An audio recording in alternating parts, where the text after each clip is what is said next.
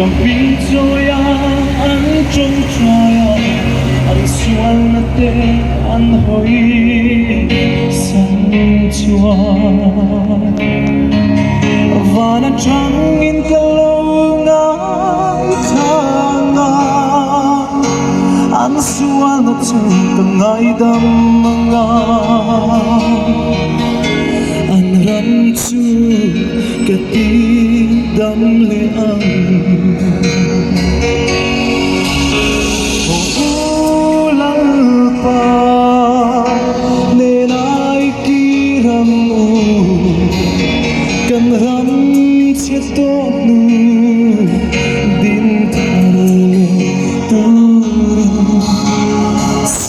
tu patoin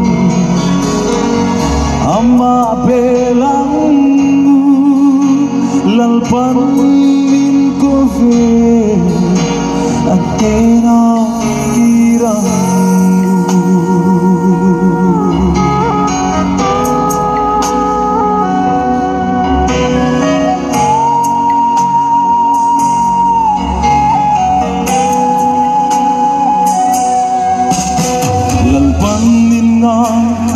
Zong meke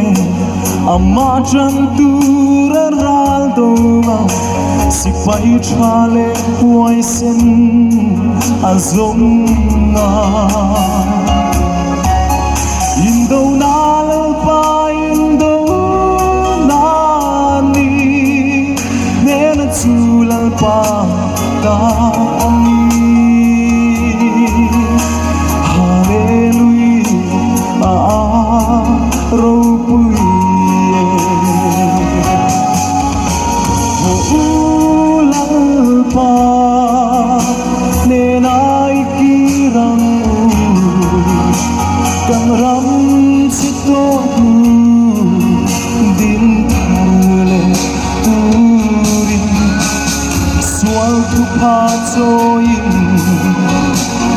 ama belang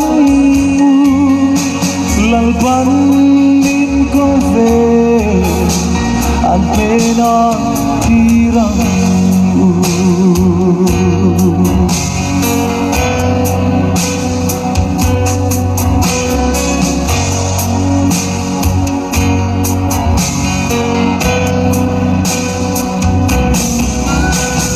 lalpata na chan ngam tu lalpan na du azong meke nei tu ril ru pu i thokam mu ro fa thok te song lo cho toru lal ram chan ngam tu lo ka